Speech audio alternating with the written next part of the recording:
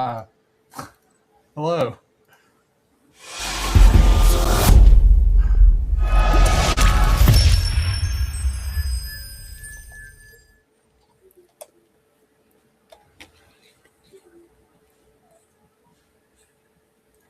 That was fun. Welcome back to All Things Nerd with Nate and Joe. Having technical difficulties, it wouldn't let me click through stuff as we were going live, so it froze everything, so our intro wouldn't go off. That was a good time. But anyways, welcome.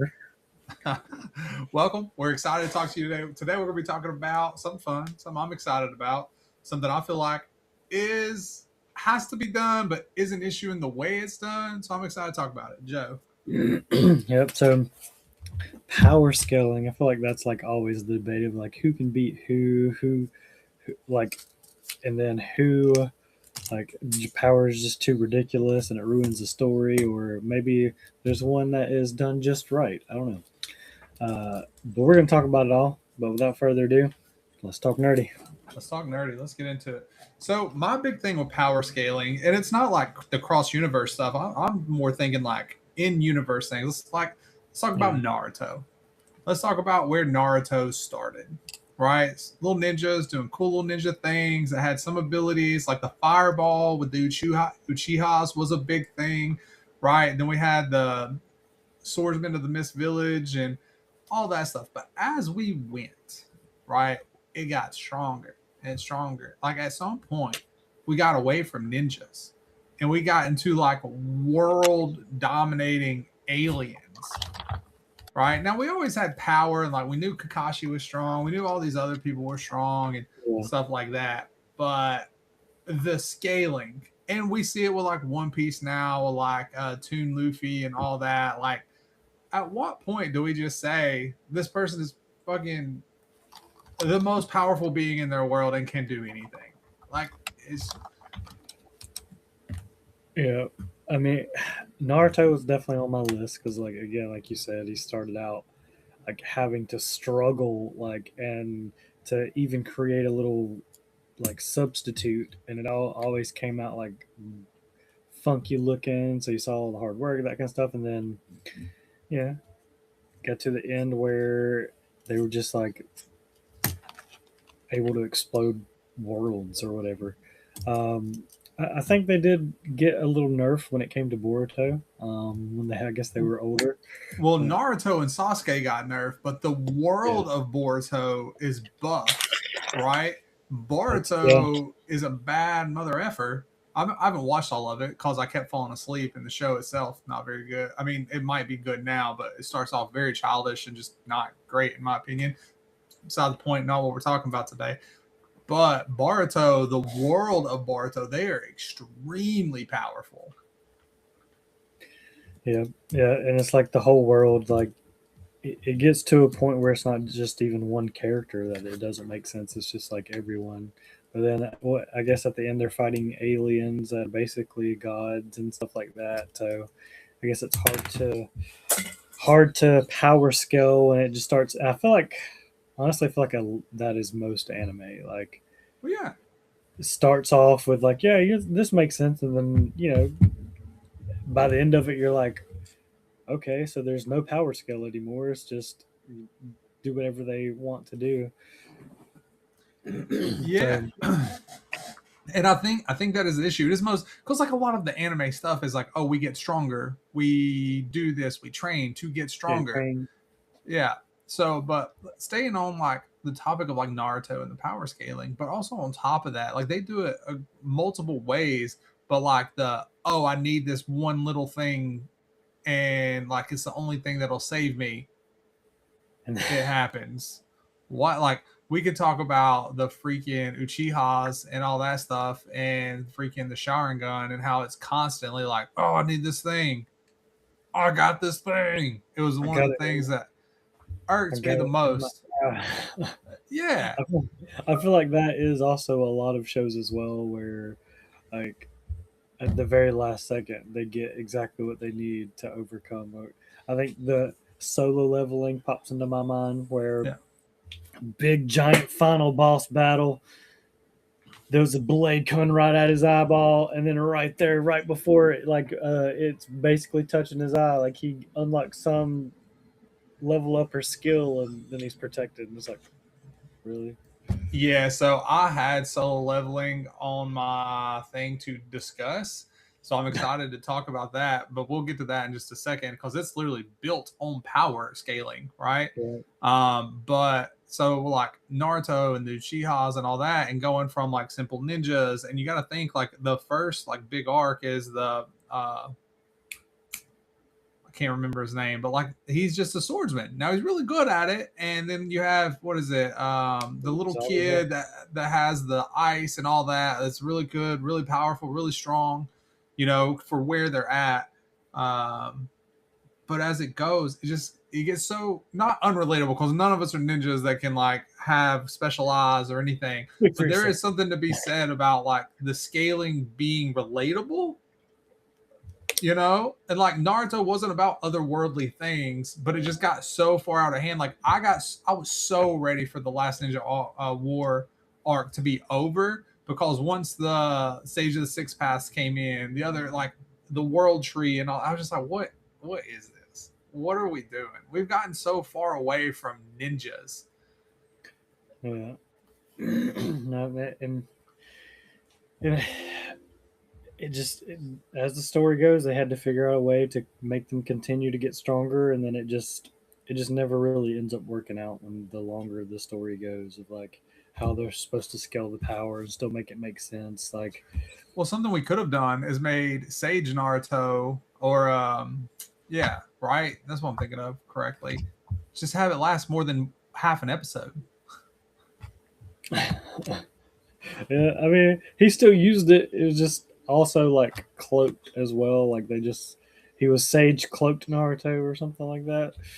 Uh, and then I guess some of the power scaling though, like in Naruto, does make sense in a sense because you think like when Madara came back and he was fighting all five of the Kage, like they built Madara up to be like the guy, and then he was taking on like all five of the Kage at the same time. So it's like that made sense.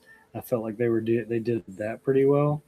Um, I guess what do you think about that? Do you think that was like Yeah. overstated? So He shouldn't have been that powerful, or so the Kage, they're supposed to be the greatest, right? So like think about the third, the first, all those things. They're supposed to be some of the greatest people to ever exist in this world. And now Madara is a bad mother effort. Don't get me wrong. And then also like uh he wasn't Edo Tensei. He was just, or Tensei, whatever it is. He was just like siphoning or whatever it was. But yeah, I mean, he needed to be strong, but also when he was fighting the Kage, when did he fight? I haven't watched Naruto in like years, right? It was the last thing. war arc. Yeah, Yeah, so like they were Edo Tensei, right? That's why they were back, which means they had infinite chakra.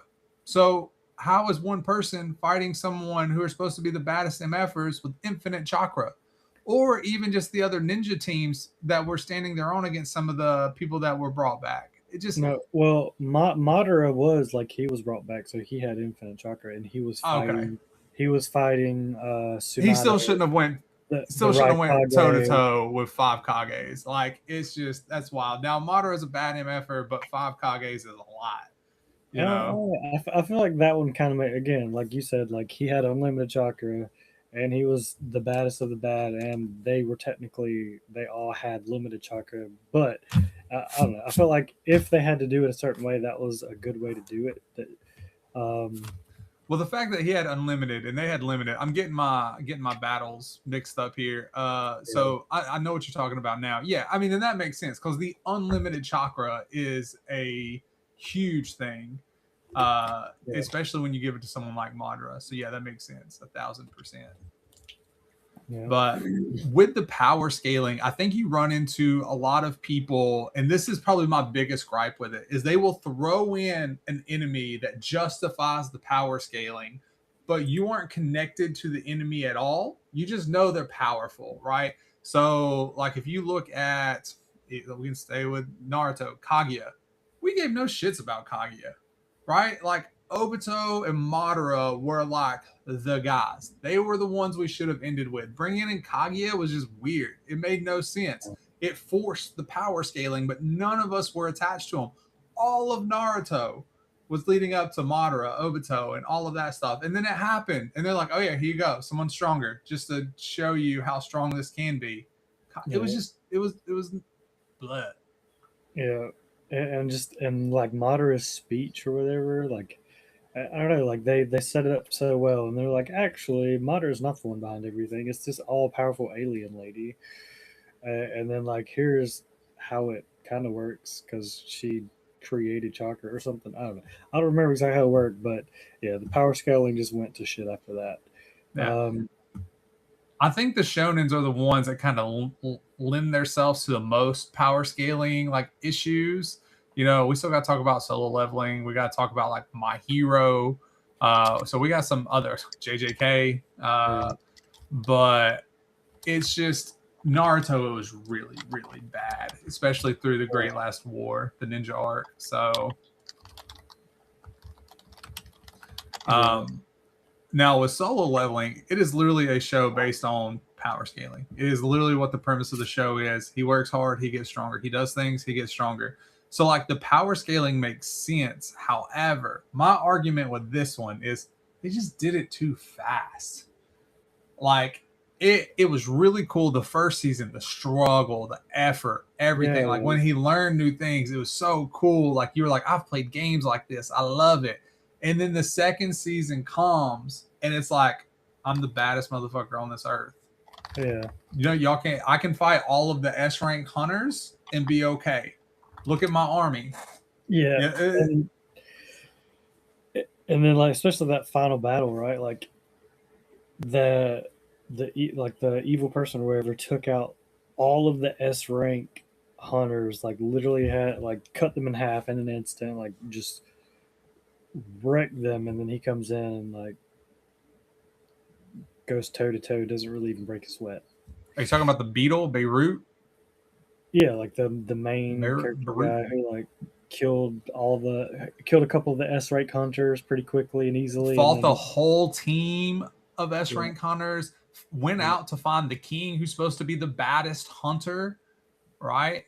And ripped him and came right back. You know? And then Sung Jin Woo went in and was like, I can do this. And like the battle was awesome. It was sick. It looked great. It was beautiful. Now there's a couple moments where he pulled some stuff out of his behind.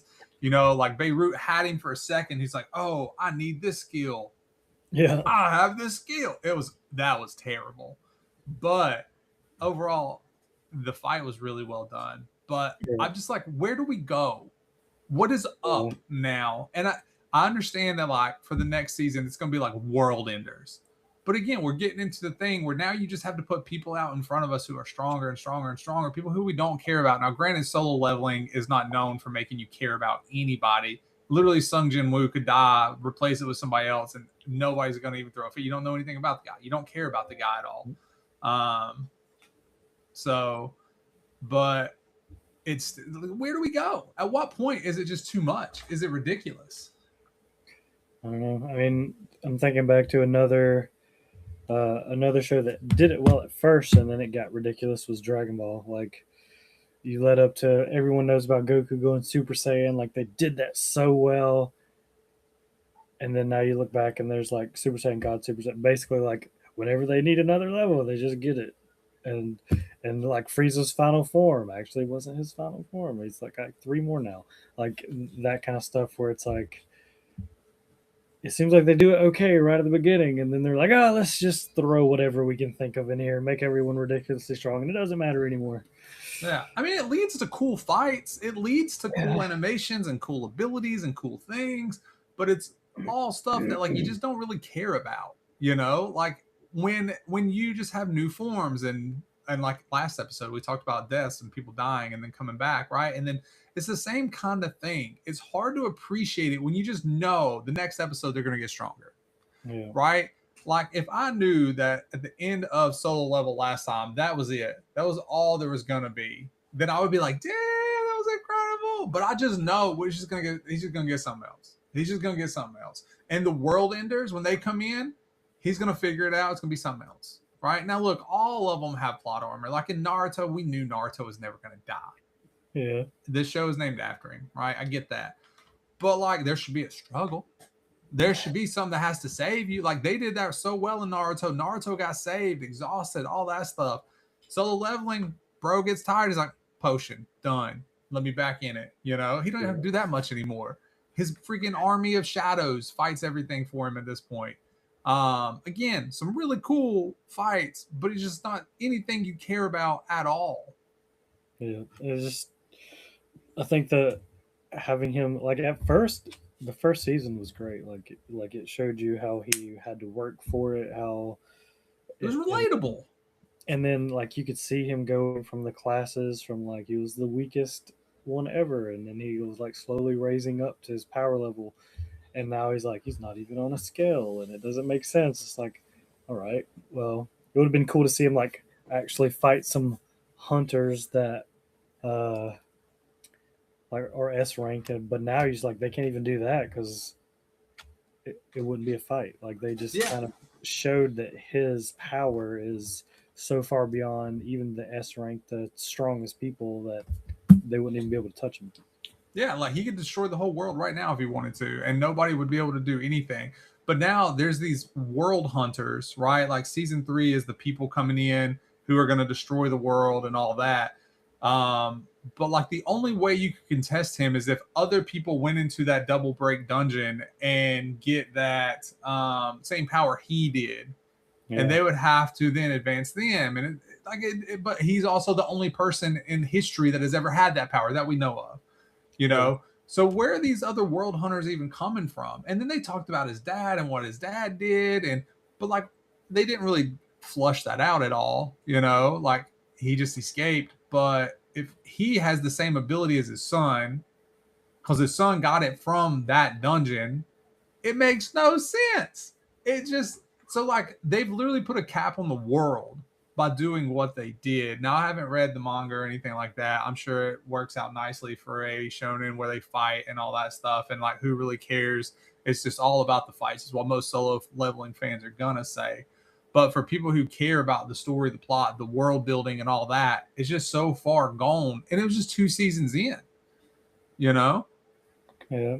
I'm trying to think of like other shows where the power scaling is crazy. Like Gojo comes to mind just because he's like he was so ridiculously overpowered, but then they trapped him in a little thing, so he's not really relevant. And now the rest of the world can kind of, I guess they could do something like that, just trap him somewhere, so that all the other characters have to, but they're not going to do it because he's like the main person in the show. It's called solo leveling. He's the only one that can level. Yeah. Um, Now, I will say JJK, they've done it well. They've gotten stronger, right? Like you had some people who were really strong, who have done great things, but like it seems like there's a counterbalance for everyone. Even like Sukuna and Gojo, now Gojo sealed and all that stuff. But Itadori is like holding Sukuna at bay, I guess. But even with that, right? Like you were having normal sorcerers with like domain expansion and all these different things. You see it in season 3 with like the ticket domain expansion and stuff like that. At what point, like next season, what are the domain expansions going to be? And they've already done like, oh, it's a guaranteed hit, it's a guaranteed this, it's a guaranteed. Like they put so much science behind it, but now everyone can do them. So what's going to keep like, and also with the culling games, it's going to be stronger opponents, stronger opponents, stronger opponents. So it's going to be them getting more abilities. So I think we're about to see the power scaling in JJK ramp up a lot. And I just hope they do it well, like they've done it to this point. You know, I'm just worried, depending on the speed of the next season, how fast they're going to do it. yeah, it'll be interesting to see. It's right at that cusp of like, are they about to just throw everything to shit like every other basically show, or keep it going? How do you feel like My Hero did with power scaling? So my issue with my hero's power scaling was literally all for one. And a lot of my issue with the power scaling wasn't necessarily like what they did to counter it, is the fact that they just never made anything permanent, which goes back to the dying and stuff like that. But it was literally like, I need this quirk, I have this quirk. I need this quirk, I'll go get this quirk, you know, which all for one was like busted. He could literally just go and take a quirk, give a quirk, all the things, and he had years and years and years and all that stuff. Like realistically, the dude should have been stronger than he was. But also, if you look, was it Mahito and all of them? Like he flattened cities, flattened like not worlds, but like he was getting to the point where he was going to flatten worlds, and he still wasn't as strong as All for One. But All for One was getting bodied by All Might, which All Might is strong and good. But if Mahito was getting to where he was and still wasn't as strong as All for One, no offense, but should have been stronger than All Might by a big margin. Yeah, that one doesn't really make a lot of sense. I mean, I like how they did everyone else, right? No one was like super crazy overpowered.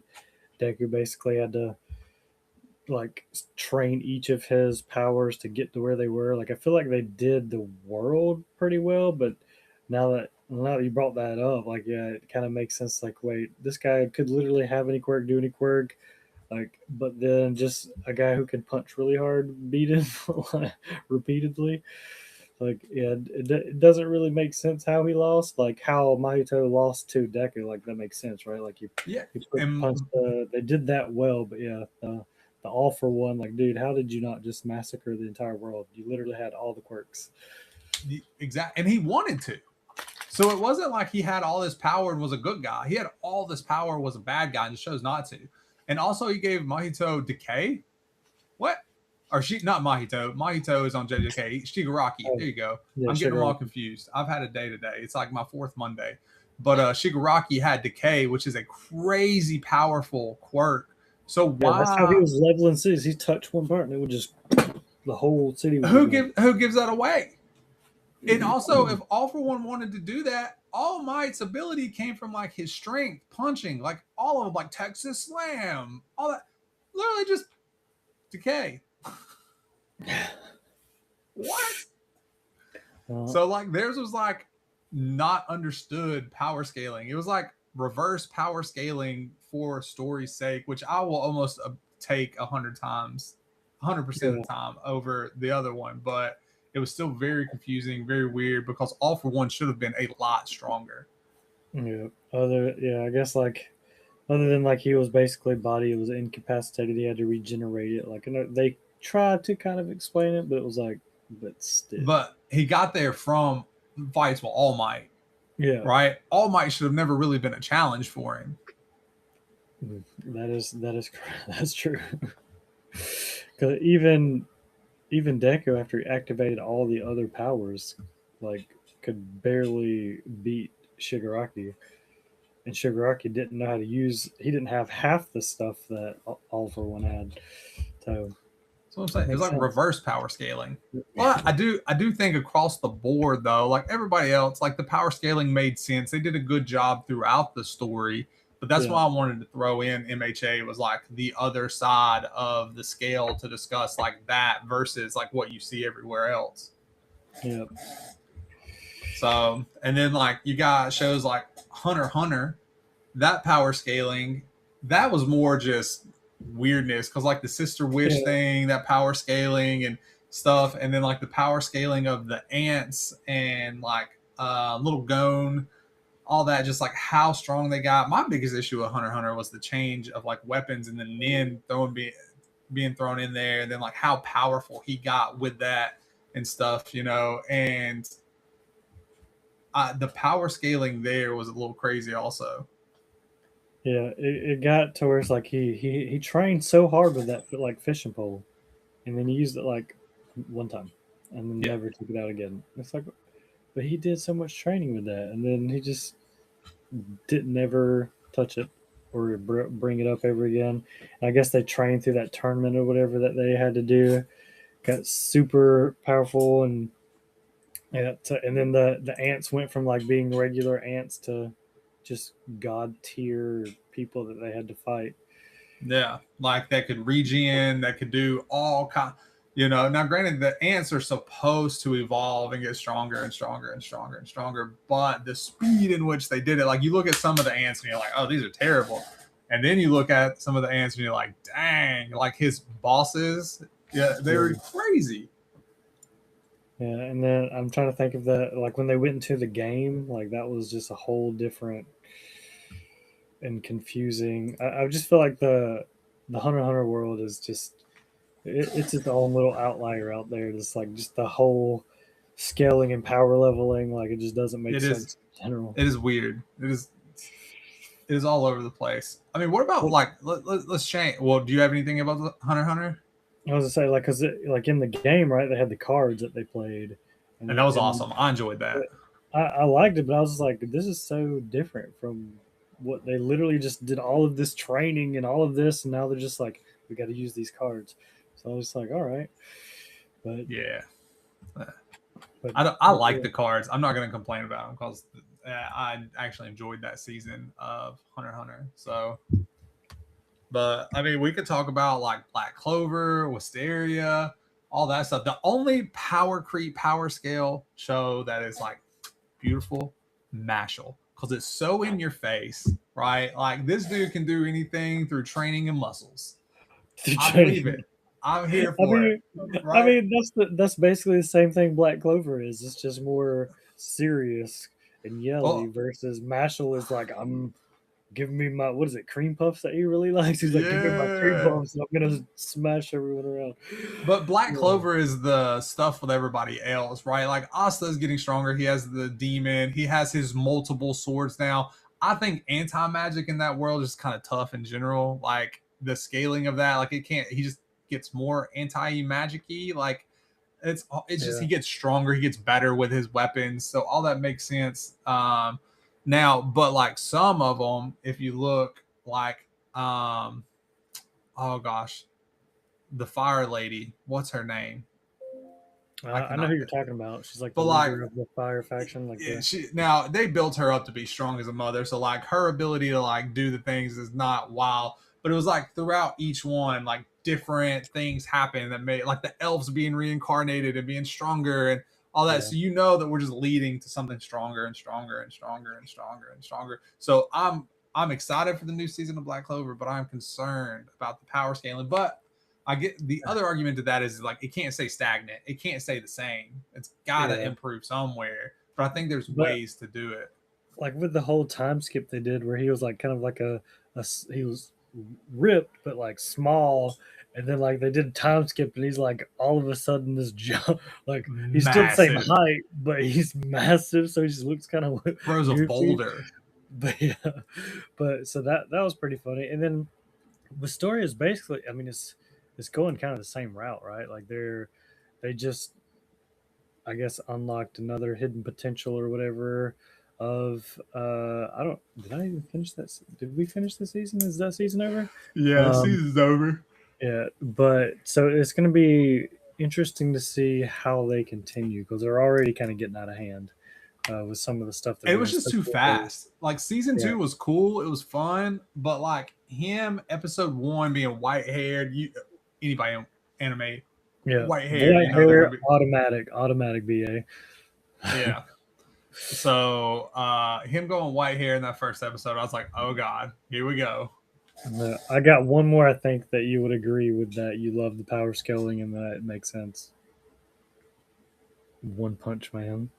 Oh yeah, because it's satire. Like the dude is he's unbreakable. I didn't watch season three. I tried. It was terrible. But one OPM is incredible. It's great. Season one, money. Season two, solid. Season three, throw it away. well, well, do you have anything else? Looks like we are past the time. You have any others that come to mind, power scaling wise, or anything like that? I mean, there's a lot, but we don't got time to touch on them. I just wanted to touch on the big ones, the most relevant, like recent ones that I could think of, you know. But no, I think that's it for me. Well, I also think so far Freerun has done a good job with power scaling and stuff like that. Like in my opinion, anyway, nothing has Oh gotten yeah, super crazy. They're kind of going about their journey, and it, everything's made sense so far.